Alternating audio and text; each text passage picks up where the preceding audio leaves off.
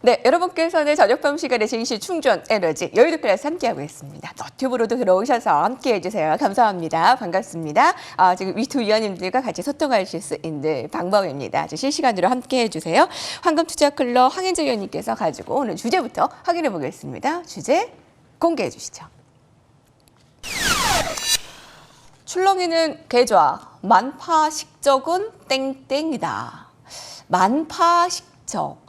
신라시대의 나라의 위안과 평안 해결된다는 전설상의 필이라고 하는데요. 증권시장에서도 그런 전설의 필이가 있다면 땡땡의 정답은 무엇이겠습니까? 위원님. 예, 땡땡 과연 뭘까요? 어떤 질문으로 이렇게 주신 건지. 지금 시장 자체 뭐 급등주 뭐 이런 걸 바라시는 분들이 상당히 좀 많으실 것 같아요. 지금 뭐 변동성 장세고 워낙 좀 시장의 어떤 흐름이 예측하지 못한 그런 흐름들이 가끔씩 나오면서 지금 만약에 이런 시장에서 여러분들이 어떤 종목을 찾아서 매매를 할 건지 생각을 해보신다라고 하면 근본적인 답은 저평가 가치주 혹은 실적주입니다. 이런 것들을 여러분들이 보셔야 되는데 솔직히 이런 종목들은 여러분들이 좀 답답해서 못 보세요. 그럼 어떤 종목을 위주로 보냐 하면 이슈가 있는 테마주 위주로 보거든요. 근데 이런 테마주들은 한 가지 주의해야 될 점이 뭐냐 하면 변동성이 크다라는 겁니다. 오늘만 보셔도 아실 거예요. 오늘 장 초반에 급등이 나왔다가 밀린 테마가 있었습니다. 아프리카 돼지열병이거든요. 이 종목들을 보시면은 아침에는 급등을 보이면서 반짝 상승을 했다가 이후에는 어떤 흐름이 나왔습니까? 차익 매물이 나오면서 밀리는 흐름이 나왔다는 겁니다. 물론 어떤 테마도 단기적인 단발적인 테마가 있고 모멘텀을 가지고 있는 테마가 있습니다. 그래서 개인 투자자들이 제일 원하는 게 뭐냐 하면 단발적인 테마도 좋아하지만 모멘텀을 가지고 있으면서 계속적으로 오를 만한 그런 테마들을 원하시거든요. 그런 급등주들. 그래서 차라리 그런 급등주를 원하신다라고 하면은 뭐 이런 어떤 단발적인 이런 테마보다는 어떤 모멘텀을 가지고 있는 그런 테마를 보시면 좋은데 지금 어떤 테마가 그런 모멘텀을 가지고 있냐 하면 대선 테마거든요. 대선 테마는 올랐다가 좀 조정을 받는다가 싶다가도 지지율이라든지 이런 부분들이 이슈가 나오면은 다시금 상승할 만한 그런 모멘텀을 가지고 있고 그 다음에 제가 또 말씀드리고 싶은 테마는 뭐가 있냐면 오늘 좀 강세를 보였던 테마거든요. 최근에 어떤 이슈가 있었냐면 반도체 품귀 현상이 있었죠. 그러면서 오늘 강세를 보인 그런 종목들 중에 이 반도체 관련해가지고 MCU를 국내 자체 개발한다는, 생산한다는 그런 이슈가 나오면서 급등했던 종목들이 있어요. 차라리 테마주를 보고 급등주를 하신다 그러면 이런 어떤 스토리가 있는 이런 종목들을 여러분들이 보시는 게 좋지 않을까 좀 생각이 되기 때문에 오늘도 보시면 뭐 텔레칩스라든지 칩스앤미디어 뭐 이런 종목들 있죠. 이런 자동차 부품주들 최근에 이제 뭐 자율주행이라든지 이런 데 엮여 있으면서 앞으로의 어떤 향후의 성장 모멘텀까지 가지고 있는 이런 종목들은 급등을 했다가도 좀 밀린다라고 치더라도 다시금 올라오는 그런 메뚜기 같은 성격이 있기 때문에 여러분들이 만약에 이런 종목들을 본다라고 하면은 고점에서는 좀 잡기가 좀 그럴 거예요. 만약 급등하는 그런 순간보다는 약간의 어떤 눌림이 일어났을 때 그런 부분을 활용해서 좀 매수를 해 놓으시는 게 좋지 않을까 생각이 되고요. 만약에 그런 매매가 좀 힘들다라고 하면은 오히려 어떤 종목을 보셔야 되냐면 처음에 제가 말씀드린 저평가 가치주들을 보셔야 됩니다. 저평가 가치주들을 오히려 실적이 뒷받침돼주고 향후에 실적이 전망이 좋은 그리고 아니면 턴어라운드 되는 적자에서 흑자 전환되는 이런 종목이 제일 좋겠죠. 주가가 제일 많이 오르는 이유 중에 하나가 적자에서 흑자로 턴어라운드 되면서 업황 개선이 되는 종목들이거든요. 그 중에 이제 대표적으로 최근에 이제 좀 많이 올랐던 종목을 말씀드리면 조선주입니다. 테마는 아니지만 실적을 등에 업고 최근에 테마주처럼 진짜 주가가 많이 올랐어요. 건설주도 마찬가지고. 그래서 이런 어떤 대형주들도 지금과 같은 시장에서는 하나의 대안이 될 수 있다는 점 반드시 좀 참고를 하셨으면 좋겠고요. 변동성이 큰 이런 테마들은 차라리 단발적인 그런 변동성보다는 성장 스토리가 있고 이야기, 모멘텀이 있는 이런 종목들 위주로 테마주를 하더라도 급등주를 하더라도 매매를 하시는 게 좋지 않을까라고 좀 다시 말씀을 드리겠습니다. 네, 그 테마 부분을 유독 좀 좋아하시는 투자자분들이 있으세요. 오늘 같은 경우는 이 돼지 열병과 관련한 테마가 오전에 반짝 상승했다가 김이 빠져버렸거든요. 여러분 테마를 좋아하시는 성향이라면 그런 것보다는 스토리가 있는 테마. 이게 뭐 테마는 아닙니다만 뭐 저평가 가치주, 조선주 그리고 뭐 반도체 품귀 현상과 관련한 종목. 정말 테마라면 이제 대선과 관련해서 한번 이렇게 꺼지더라도 다시 올라갈 수 있는 부분, 그 부분을 좀 주목해 보는 게 낫지 않겠느냐라는 부분입니다. 여러분, 오늘의 땡땡의 답은 실적이었습니다. 네, 급태호 의원님 계속 좀 얘기를 좀 해주신다면요. 네. 좋은 말씀 해주셔야 사실상 보면 영원한 테마가 실적이지 않습니까? 실적인데 사실 시장에는 보면 항상 보면 그 실적주가 시장을 주도를 합니다. 시장의 주도주 자체도 실적이 대박돼야만 주도를 할 수 있거든요. 그렇기 때문에 현재 그 시장 자체도 앞으로의 시장도 마찬가지고 현재도 마찬가지입니다. 그러니까 결국 미래의 성장성이나 미래의 실적을 가지고 결국은 주가가 상승하는 것인데요. 일단은 그 지금 현재 여러 가지 그 시장 이슈들을 좀 생각해 본다면은 우선 금리가 이제 조금씩 움직일 수 있는 그런 조건이 되어가고 있다는 거죠. 그것은 결국 인플레이션에 대한 우려 때문에 일단 금리가 움직일 수 있는 것이고, 그럼 인플레이션은 왜 인플레이션에 나올 것이냐? 그런 걸 본다면 결국은 여러 가지 원자재 가격이 상승하게 되면은 그것이 결국은 그 제품가에 증가되면서 인플레이션이 되는 것이죠. 예를 들어서 그것이 곡물이 된다면은 결국 에그플레이션이 되는 것이고요. 그죠? 그렇기 때문에 그런 흐름 자체 보면은 나올 수 있는 상황이기 때문에 일단은 국제 원자재가가 움직인다. 그리고 경기가 회복이 된다. 그 다음에 금리가 이제 상승할 거다. 또 한 가지는 지금 현재 시장 말 이슈가 되는 것은 이 공매도가 이미 재개되었습니다. 그렇기 때문에 그런 여러 가지 그 변수들 자체가 결국 시장에서 영향을 줄 텐데요. 그렇다면 우리가 이제 공매도에 대해서 하나 좀 우리가 생각해 본다면 이런 겁니다.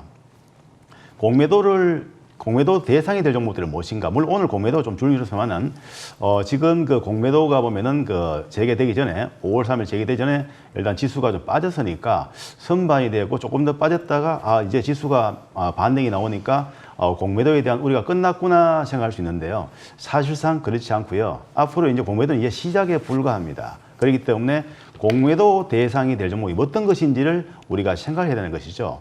항상 시장에 대해서 우리가 이기기 위해서는 세력의 힘, 그러니까 전체적인 시장 흐름을 끌어가는 그 세력 집단이죠. 예를 들어 기관 투자가나 외국인이나 또는 개인 큰 손들이 어떤 생각을 가지고 시장에 대응하는가, 그것을 잘 생각해야 되는데요. 그것을 생각해 본다면 결국은 공매도 대상이 되면 어떤 종목이냐? 일단은 기업의 실적에 비해서 주가가 많이 올랐다는 거죠. 그죠? 그런 종목들. 또 한 가지는 뭐냐면 신용융자가 많이 걸린 종목들이 공매도 대상이 될 가능성이 있습니다. 왜냐하면은 공매도를 치고 주가가 빠지게 되면 결국은 신용융자가 많이 걸린 종목들은 주가가 하락하게 된다면 본인의 의사와 관계없이 담보 부족이 생기게 되면 결국은 반대매 물량이 나오거든요. 그런 영향을 줄 수 있는 부분들.